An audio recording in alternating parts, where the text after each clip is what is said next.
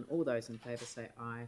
Those opposed say no. That is carried. And we move on to Community Board monthly reports. Mayor, just one thing I've just emailed around just in terms of declarations of interest. I've just got a conflict in an interest in item 13, so I'll just be standing aside from that. Yeah, it would have been useful to, if you weren't here to raise it at sorry, I was just letting raise I've emailed it around as well.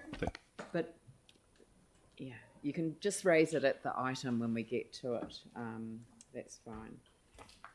I've asked for advice on the same matter, so I might manage mine by just declaring what it is.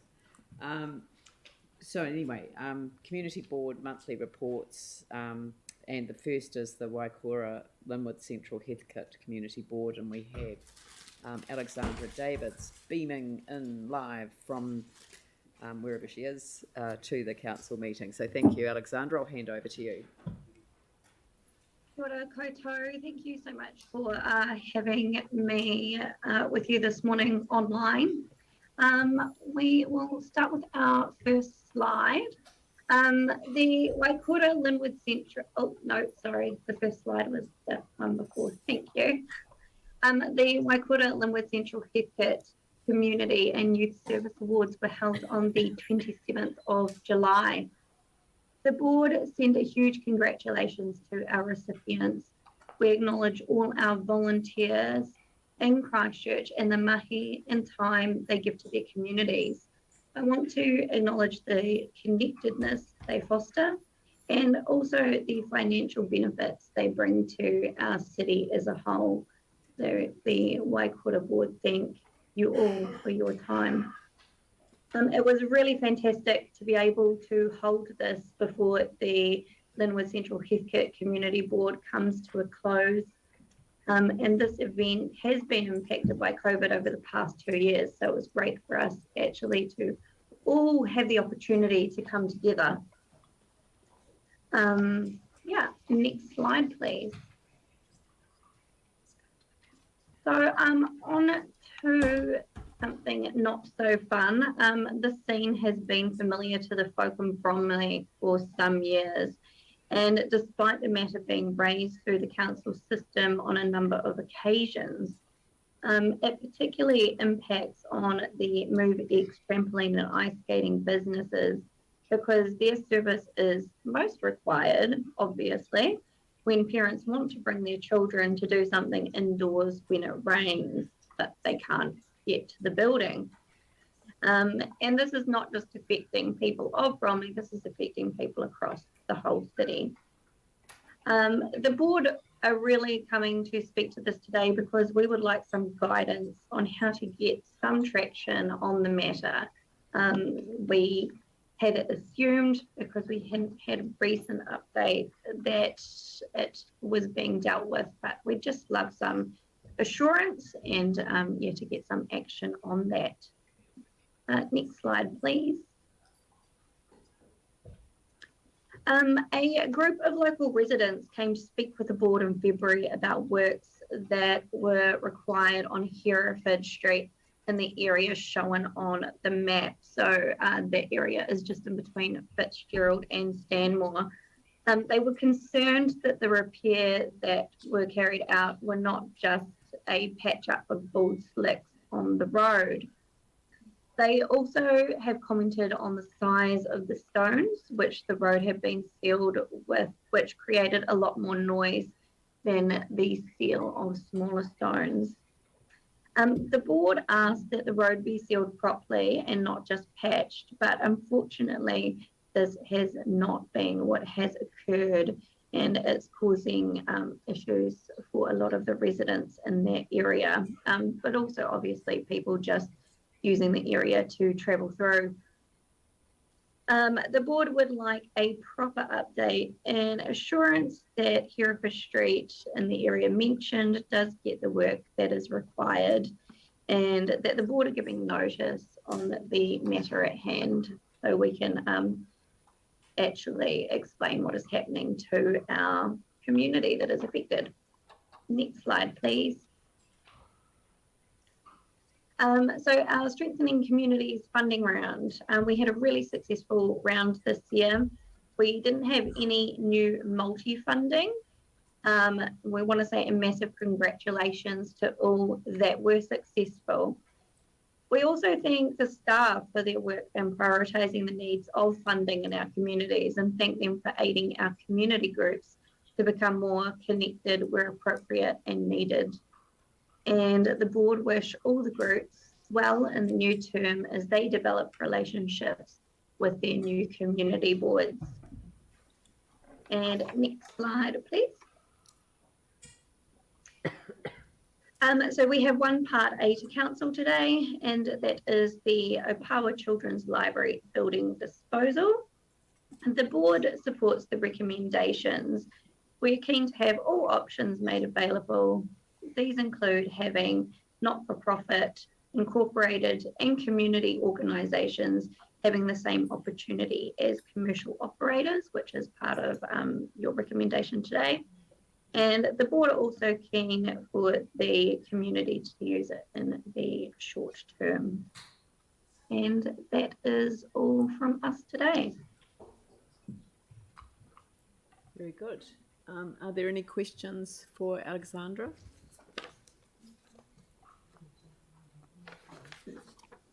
Okay, well, look, thank you very much for your presentation. Thank you. Thank Ka you. kite. The next is the Waipapa Papanui Innes Community Board, Emma Norris. Oh, and Kia ora koutou. Thank Simon. you for having Simon and I along here today. Simon Brishman. We're just going to give you a quick rundown on what's been happening in our area in the last month. So first up, we have a quick rundown on decisions made under delegations at our July meeting. We established our positive youth development and our Summer with Your Neighbours funds for the year. We then used some of that positive youth development fund to assist a talented young canoe polo player to head to 2 tournaments over in Europe with the under-21 women's team. We've also made a recommendation which is before you today as a Part A, report on the gifting of the McFarlane Park Centre and the granting of ground lease to Shirley Community Trust. This was a straightforward, unanimous decision for our board. As you'll see from the report, the trust is well established, in a good financial position to take on the building and is doing really important work in this community. And so we hope you'll follow our recommendation for that today. Reports we received in the previous month are listed on the screen there. Just want to note the first one, Maireho Drain, the timber lining renewal there. It's been discovered in the process of that work a number of trees have needed to be removed that were either currently causing damage or would anticipated to cause damage to the timber lining of the drain in the future. That has required the removal of 21 healthy trees. That has had the support of the board, noting that the council's tree policy will be complied with and there'll be a 2-for-1 replacement of those trees with new ones. We've also made some fine-tuning to Sherbourne Street, the traffic controls around the Cannon Street area, and some other items you can see there. Some of them Emma has spoken to, and one of them is on our next slide.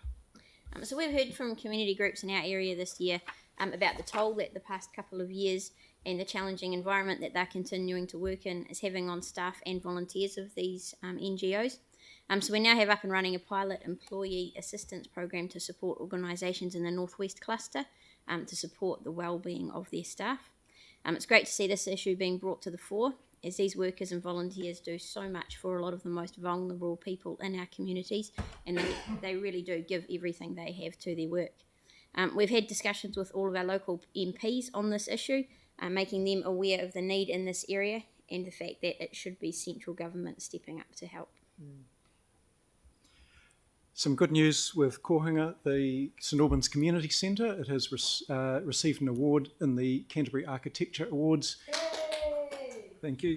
In the public architecture category, I know the Mayor and some councillors were there for the opening of this building, and others will have seen it. If you're looking at it there from the Colombo Street entrance, you probably, like me, are thinking it's a gently folded facade that draws visitors in. That's what was noted in the award. A number of other points were also noted, including the kind of the light-filled gallery through the building, and also that it is a net zero cradle to grave embodied energy building. So congratulations to everybody that was involved in that project, including community members as well as council staff and the architects and builders. And then finally, here are some photos from the Northwest Car Rally, which was held recently for high school youth in our area. The event was organised by local youth with support from Papanui Youth Development Trust, Te Orohau and Council. And it saw 80 young people compete in an amazing race type event with fun and competitive challenges throughout the city to earn points. We as a board are proud to be able to support events like this, which empower and engage our young people. And that's it from us, short and sweet. Excellent. Goose chase, eh? I haven't heard of that before, so there you go, something new.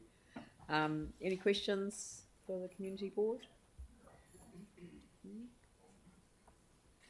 Thank you very much for your presentation this morning. Thank you. And thank you for your work.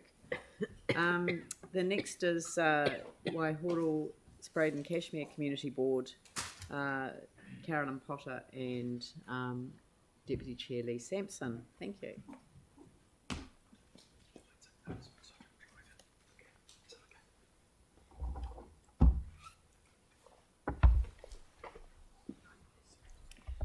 Atamarie. I'd just like to say that Papanui's report was incredibly interesting, especially the youth car driving thing. That would be miles better than the rip-roaring around Governor's Bay and over the Dyers Pass Road from some of ours in our area. I'd love to do that. It was just so cool to hear. Thank you. The second thank you we'd like to say is thank you to Angus, who's been working so hard on the issue of the Esplanade, the new Esplanade round past the Christchurch South Library. He has worked and worked and worked on this issue. I was surprised to hear him being referred to on another project because I didn't know how he'd have the time. I'd just like to pass that on to Angus. Thank you. There's our Strengthening Communities Fund allocated to 20 organisations, including 8 projects in the year. The Hoonhay Residents Association requested a soccer goal in Gainsborough Reserve, and they're doing other things in that reserve as well. And the Addington Neighbourhood and the Addington Farm. Once again, we had flooding. Once again, the floodplains proved their worth. We can't say enough about the drainage engineers over the years who and the foresight of the council for the financial expenditure. The one on the right is a photograph taken from Christchurch South Library building. The one on the left, sorry. The one on the right I took, and that's a photograph of the beautiful lake in up Worsley's Road next door to the adventure park, and that pathway I walked along with my dog. It's still there. That would be a place I'd love to buy a house with a lake view periodically throughout the years. But the locals just love that area now, and its plantings, and it's going to be an asset to the city, asset to Christchurch, as are all the other retention ponds. I'll just, Carolyn's completely right. It's a program that's really the land drainage recovery program. It's something that's really paid dividends. We get such positive feedback on a community level. We've also got more in terms of Cashmere, the vineyard to come online as well. So it just gets better. As we move towards a more of a coping mentality, we did get some feedback on a local level, just in terms of. I think it was the 20th, 21st, when we probably got caught out a little bit. We had just 40 mils of rainfall, which caught us out. It was a bit of a surprise event. We did get some community feedback whether we could do. I know council can't catch all, and we need to not try and do that, but whether we could have got a text out to certain streets that might have flooded. I know, and council are completely right. They've referred it to, the Met Office do a service, but it's quite generic. And it's not on a mesh block or a local street level. So was there an opportunity maybe just to get for a resident to sign up to a text service to know that when they're going to bed, they might wake up to a street that's flooded in the morning? So was there an opportunity there? And we have done nearly all the practical steps. So it's maybe just a communication thing now.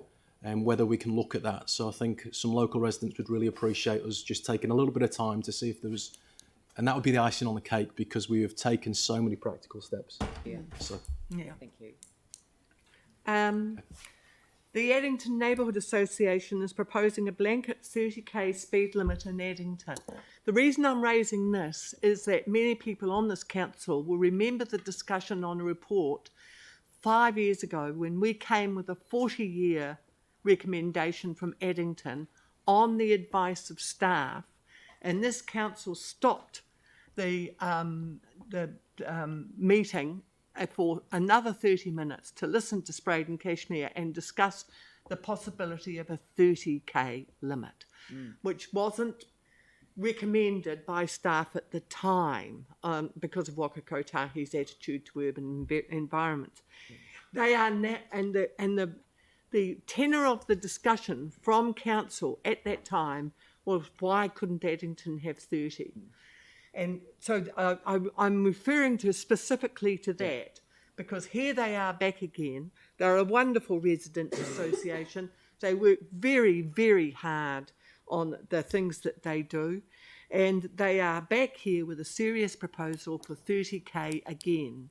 And if there was a suburb in Christchurch that needs 30k, it would be Addington, because of its narrow 19th century, early 20th century streets.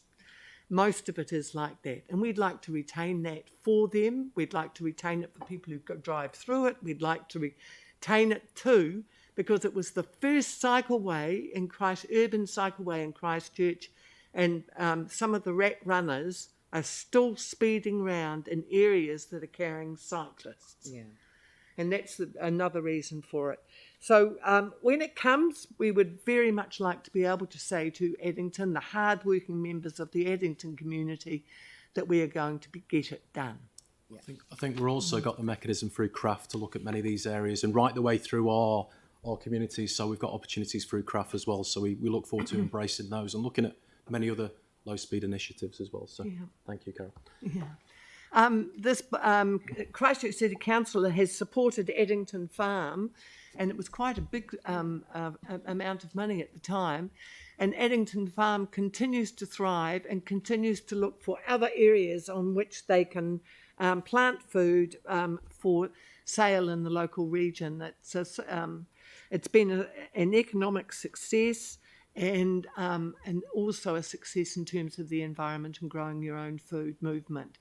And local shops do sell Addington Farm produce, and they came to us to talk about their next projects, what they're doing in the local area, and also the farmlets and backyards that they're also planting in elsewhere. And finally, the Hoonhay residents in Gainsborough Reserve. Who are, go ahead, are you going on me? They've come for two things, the residents. One group of residents have come for fruit tree planting, which is going to happen this Sunday. And the other group of residents have come for a soccer net. The current soccer net allows the ball to race onto the road, which means the kids are in danger of chasing after it and dancing with traffic. So one group's come with fruit tree planting at one end of the reserve, and the other group are talking about a soccer net at the other end of the reserve. And I don't know that you could get more active communities than having two groups coming to see us about the same sort of thing for the children and the community in our area. Thank you.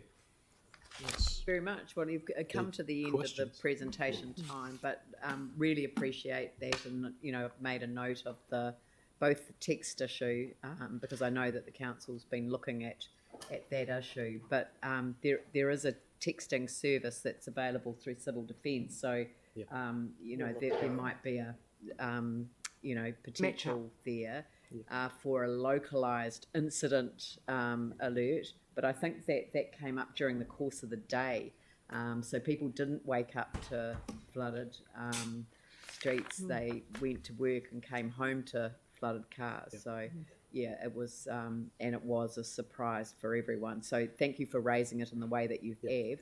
And the second issue that I've taken on board was something else, and I can't remember what it was now. But it was the 30K?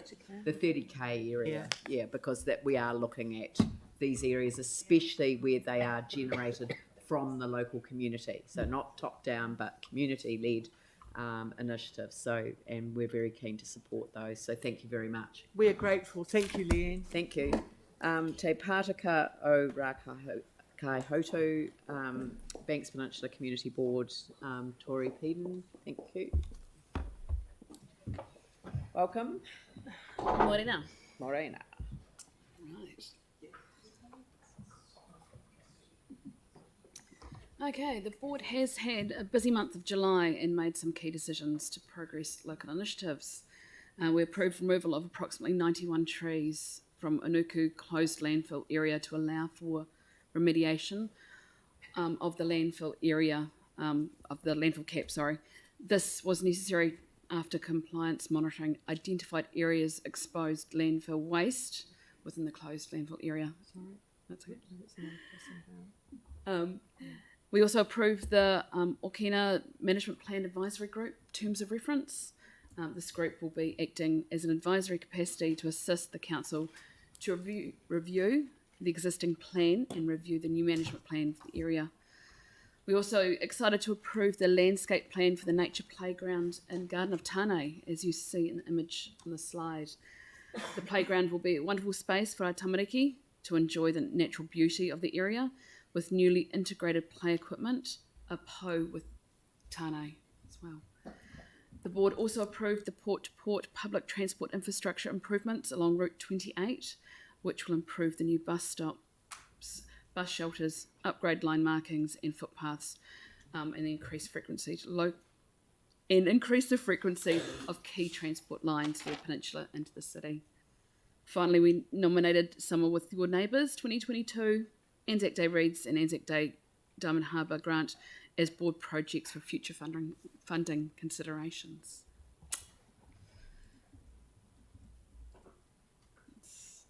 Something's not right. I don't know. No, something's on our screen that's not showing up. Okay, I'll carry on anyway. It's regarding the. Here we go. No. We're going jumping. On the 4th of August, Christchurch NZ hosted a cruise ship hui for a number of agencies in the community board to hear updates on projected ships and passenger numbers, the roles of public health, council traffic management planning, and the role of the Littleton Port Company. It was also shared that work on the destination management plan was about to begin. As a top priority for our board, we're keen to be as involved as possible in the scoping of this work to ensure community ownership of the plan and help identify with help with identification of key groups, stakeholders to engage with on the peninsula. Little River Wairua Community Trust, the Wairua Runanga, and our board hosted a community hui just on Sunday in Little River to discuss flooding in the township. So this is just not the recent flooding, this is flooding in the past. Both staff, elected members from councils and ECAN attended, along with representatives from Banks Peninsula Water Zone Committee and the Wairua Little River Ratings District Liaison Committee. There's a long history of flooding in Little River caused by a complex mix of factors, with multiple bodies holding responsibilities for different aspects of the challenges faced. As a result, local residents have found it difficult to know who to approach to address their concerns. The hui enabled community members to share their experiences and local knowledge of where and how the water flows into the centre of the village. Staff were on hand to provide technical information and answer questions. Elected members also explained the process involved in obtaining funding for future mitigation works. There were a number of potential mitigation projects discussed, and agreement was reached on the needs for all relevant parties to come together to explore more details. And the last one is the latest lot of flooding. We've now heard July has been recorded as the wettest on record for Canterbury since record keeping began in 1863. Of course, Banks Peninsula again received a significant amount of rainfall in July over 3 separate events, prompting multiple weather warnings and engagement by the council's emergency management team. During these events, the Banks Peninsula governance team also did some important mahi, contacting individuals across the communities to get a sense of the situation and report back on slips, power outages, stream levels, road closures, and general wellbeing. These reports were compiled and sent to Civil Defence Emergency Management to help provide an up-to-date picture of what was happening on the ground. This new level of engagement and support has been well received by CDEM and much appreciated by our community members. As we continue to see the impacts of climate change at increasing frequencies, we believe this collaboration with CDEM will continue to benefit our communities through improving response and action planning.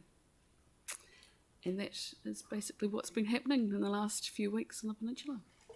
Thank you. Do you have any questions, James Cobb? Quick one, thanks for that. Just with the nature playground, the Garden Tane, looks fantastic. Is it a new playground for it, or does it replace the existing one? That's there? No, the existing one is staying there. This is a different corner of the Garden of Tane. Oh, This has been on management, so it's from what I understand, it's closer to the hub, the health hub, further Great. down a little bit further from the existing playground. Oh, okay. But it also acknowledges the PO that's going in, so it's all work around that. My kids will be looking forward to it. Yes, I bet they will be. I think mine are too. Yeah, we've come to the end of time, but I've got that Phil Major pleading look in his eyes for another. Thank you very much. Are you aware of? I know the peninsula's had a hammering with rain. Are you aware of the problems in Little Akaloa with the drain Access ways and the drain moving into private property with that sort of a river come creek down on the left-hand side as you go down to the sea? I don't know that personally, but I know staff are aware of multiple issues in the area. Okay. I mean, they had issues in O'Kane's Bay as well. Thank you. Slips.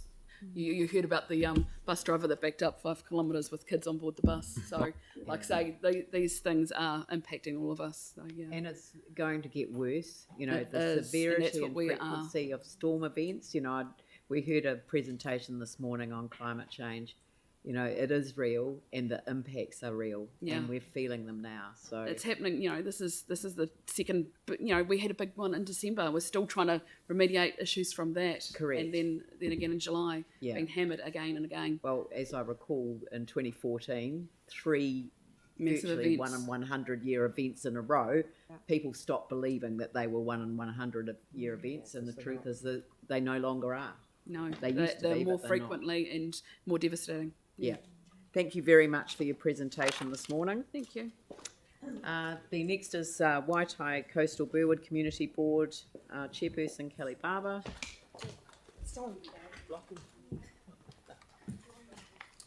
And Chris Turner Bullock as well. Thank you. Good question.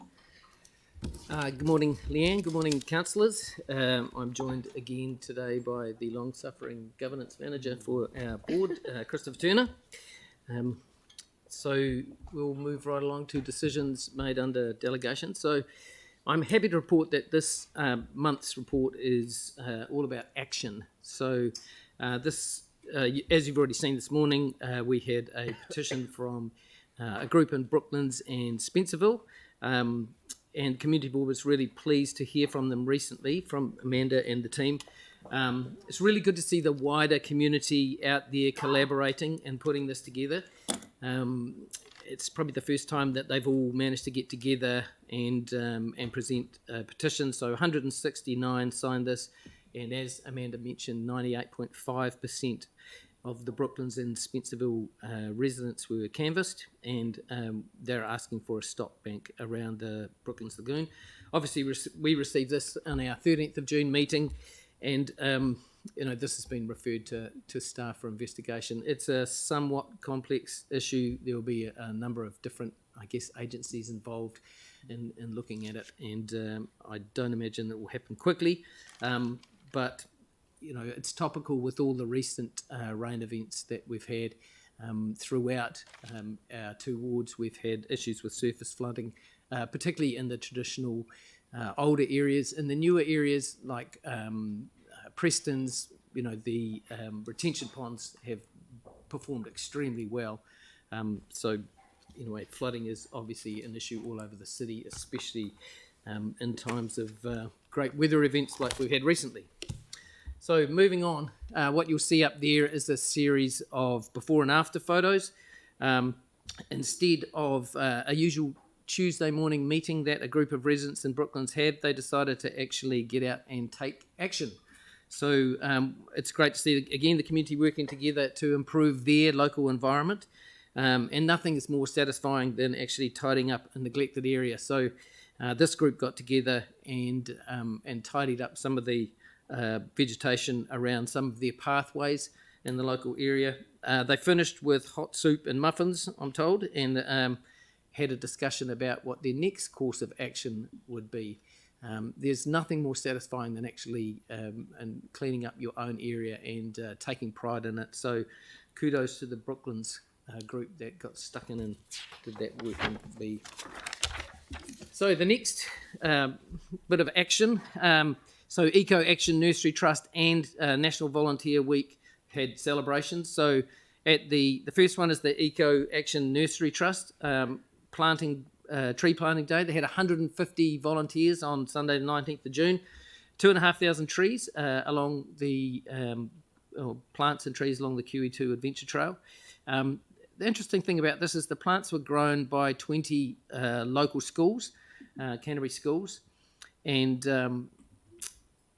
I think kind of action beats angst. So they grew these trees, and some of our local schools, Takura, Tawhito, Rafidi Primary, Shirley Boys, and Avonhead Girls High School from the ward were involved in this. One of the things that bothers me about the constant negative information that comes out about climate change is the mental health of our young people, and I always think these things where they can take action and participate in actually doing something positive will really help them, and so it's great to see that the schools in the area are taking this on. So the second one is the National Volunteer Week celebration, which was they worked in the Dallington Red Zone, so it was a celebration of volunteers. Again, native tree planting, information stalls, live music, and a chance to say thank you to the volunteers. I just want to also give a shout out to the Guardians of Rafiti, who have secured 20,000 daffodil bulbs to plant in the domain. So it will be the Hagley Park of the East with a whole lot of beautiful daffodils, hopefully in spring. So last but not least, we'll move on to the local Matariki events. We had a number of them in the ward, particularly in the coastal ward where the Bridge Hub held a Matariki community gala. The Bridge Hub, if you remember, is a new community facility designed by the and put together by the local community to facilitate events for the local community. They've gone from strength to strength, constantly busy, constantly active, doing lots of things, and ran a Matariki Gala.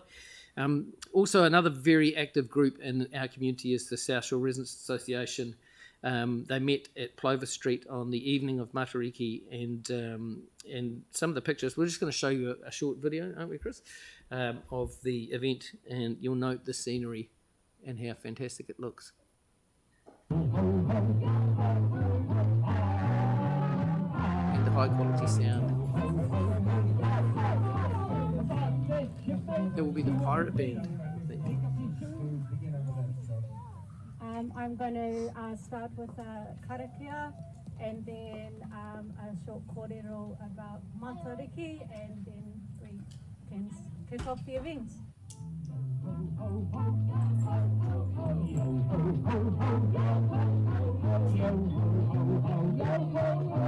We don't really need a commentator, do we? The ho ho ho covers it all.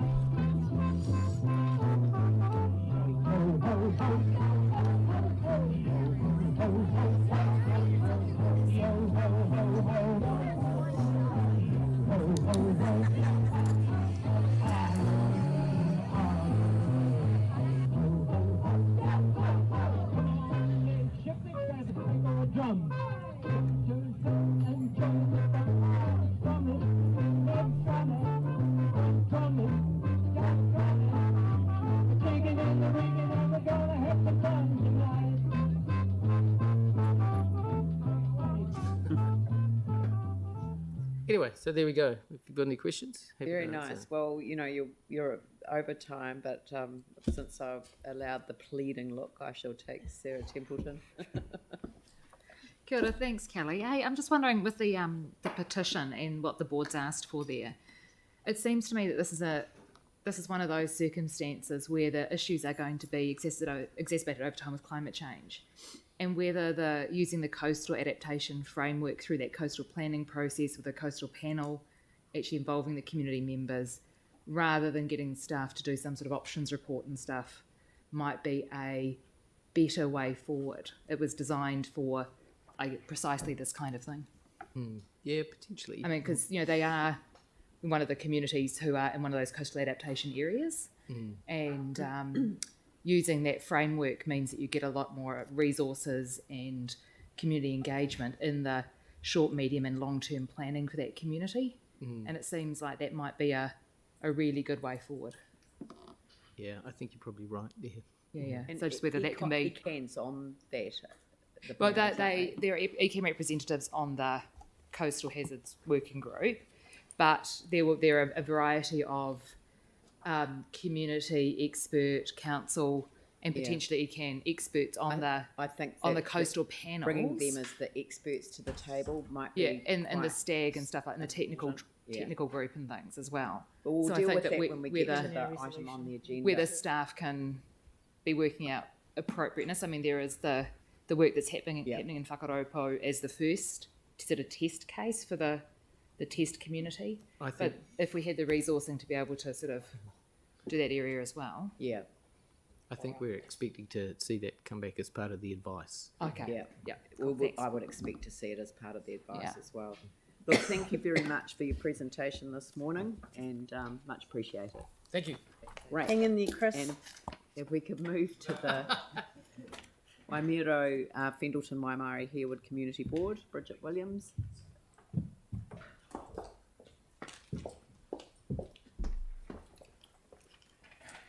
Kia ora and welcome. You don't even look like Marianne Lomax. Tēnā koutou katoa. No, I'm very lucky to have Matt with me today to help me present with what we've been up to for the past month. Yep. So, first of all, decisions made under delegation. So the first was we approved the relocation of a bus stop. There was also granting the new deed of lease to the High Performance Sport NZ for the Apollo Centre at Jelly Park. And then there were also 2 Youth Development Fund applications. And speaking of young people doing incredible things, we would also like to acknowledge 2 of our previous Youth Development Fund recipients who have just finished completing at the Commonwealth Games, and that was Taylor Bruce from the Burnside Bowling Club. Her lawn bowls team received a bronze medal at the Games. I'm the current patron of the Burnside Bowling Club, and so I know Taylor, and that's absolutely thrilling. They'll be thrilled. That's great. Yeah, it's very exciting. And then there's also Hayley Mackey from Casebrook who competed in judo as well. Moving on to progress on community board plan priorities. So you'll see a few ticks up there. As the end of the term is nearing, it is a good time to look back and reflect on what we have achieved over the past 3 years. So as you all know, each board developed a community board plan at the beginning of the term, which included engaging with our communities to identify priority projects or issues they wanted to see addressed. And as a board, we are thrilled that we have achieved 7 out of the 9 priorities. Of the remaining 2, 1 is ongoing and will continue to be monitored, and the other one is a project that still might happen further down the track. Now, I'd just like to acknowledge and thank the council staff for helping us to achieve these priorities. The board could not have done any of this without the help of our transport unit, parks unit, Three Waters unit, and of course, our fantastic local community governance team. And then moving on to the next slide, as the final part of our Avonhead Russley Community Safety Initiative, we held a safety expo on Sunday at the Russley School.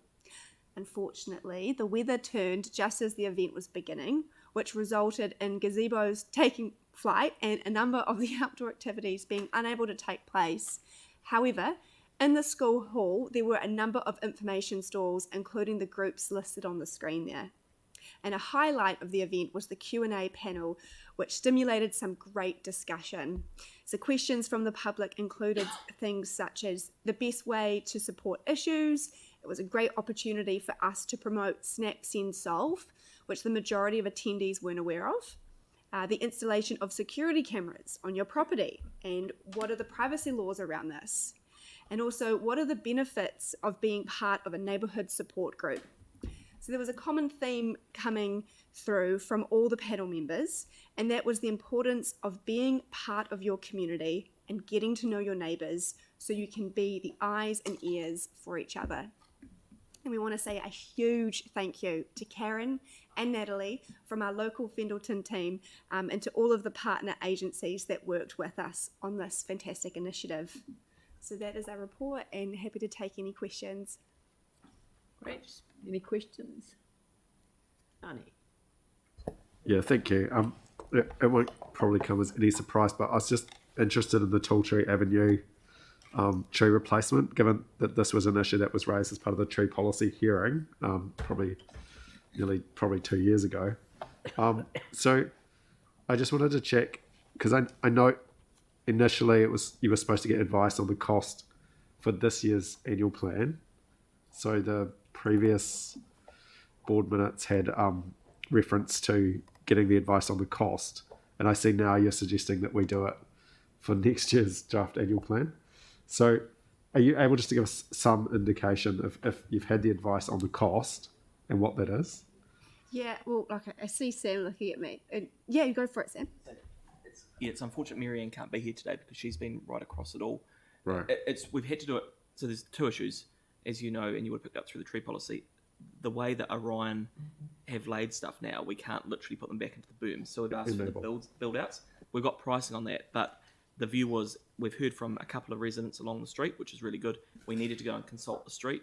So Marianne, instead of using the comms team, created a consultation to speed it up, has gone out and done that. The view is that we obviously don't have budget now for it, but we would bring it through on the next annual plan if that was the will of the street. So we've kind of made it as simple as we can. But had it been a $10,000 fix, we would have been able to do it. The price was not $10,000. So, yeah. Thank you. Thank you. You stepped in nicely there. Much appreciated. Thank you. Are you okay, Yanni? You don't sound very well. Fine. Yeah. Okay. Sorry, it just sounded Just the mask. Yeah. slightly fluey. All right. Look, thank you very much for your presentation this morning. Much appreciated. No worries, thank you. Thank you. And the next is Waipuna Halswell-Hornby-Riccarton Community Board, Mike Mora.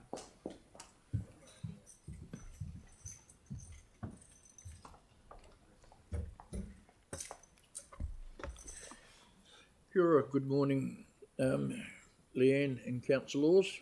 Thanks for the opportunity to present our exciting report to you today.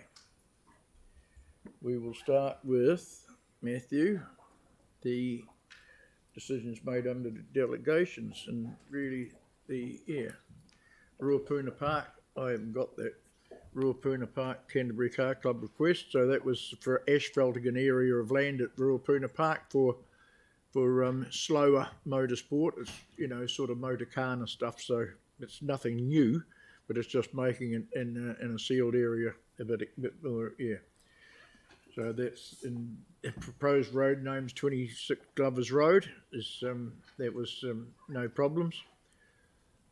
And confirmation of we had the CRAF funding program, and with a joint meeting with our neighbouring Fendleton Waimari Headwood Community Board. So that was and we got some good outcomes from that. And we did have the site visit to our Hornby Centre site visit. And it's really, and we were hosted by the developers there, by the contractors at least, and that was really good. They spoke to us all about what's going on and what stage they were at, and the piling stopped now, so that's all done. and we're just really, and everything's done. It's just a matter of now expecting to see the fleet of concrete trucks pouring in there. So that's really exciting. So I'm looking forward to going for a swim in there. What have we got next here, Matthew? Oh, the Eastman, yes, Eastman Drainage Reserve. So that's a really exciting thing, and it's named after a City Council staff member back in the day, for those of us who can remember. And it's a huge area, the size of bigger than Hagley Park, and it's going to have 100,000 native trees in it. So not only is it an excellent stormwater detention draining system, but it's going to be very exciting in years to come when it's seen to be doing its job, and with 100,000 new trees in that area is quite exciting. So we're looking, it's thanks for the progress on that one. And the Greater Hornby Residents Association put on a very good event. It was one of the first off the block, really. It was the Matariki Fun Day, and if it wasn't for the Greater Hornby Residents Association, it wouldn't have happened. So we just really like to thank them. And as you can see by the Kapahaka group up there in the top of the screen, it was just amazing. The multicultural makeup of that Kapahaka group was absolutely outstanding. All the different cultures taking part in that was quite moving. And I didn't take part in the sack race, but it was really good, cheap, very cheap, virtually cost-free day. So we thank the Residents Association for that, and everybody that took part in it. Oh, thank you. Are there any questions? I thought there was more to it than that, Matthew. Oh, because I've got a different, because we've got to keep Christchurch beautiful. That's your area report. You have left. That's our area report. Yeah. Okay. You have left a time for questions. Oh well, I'm pleased about that. So bring them on. Excellent. Bring them on. Anyone's got a question for Mike? Jimmy. Jimmy Chen.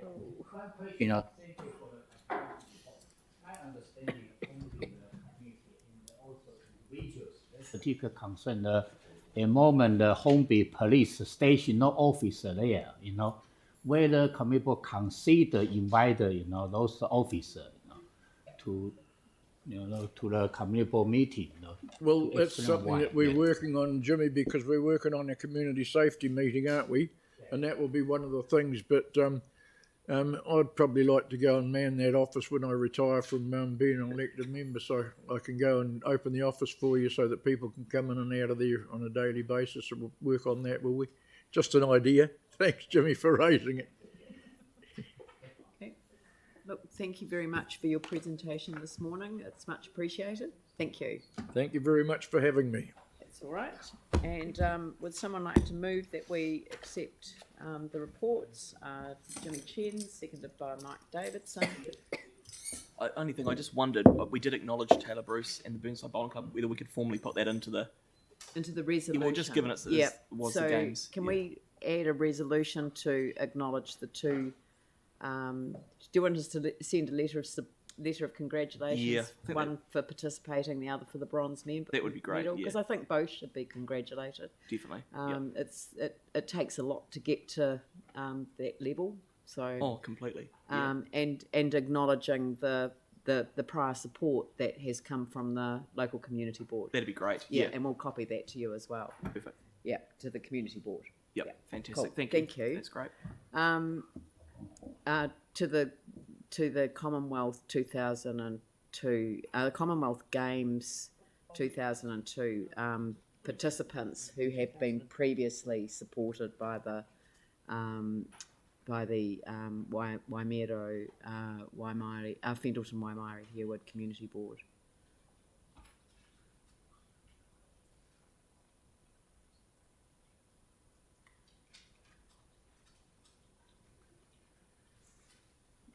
And I'll find the appropriate words for the letter. Yeah. Cool. You can add in the name of the word, the name of the board afterwards. I think everyone's got the gist. All right. So on that note, I'll put the motion. All those in favour say aye. Aye. Those opposed say no. That's carried. Thank you very much. look, I know that there are people still here, so I would like to deal with the Brooklands Lagoon petition, and then we'll break for morning tea. So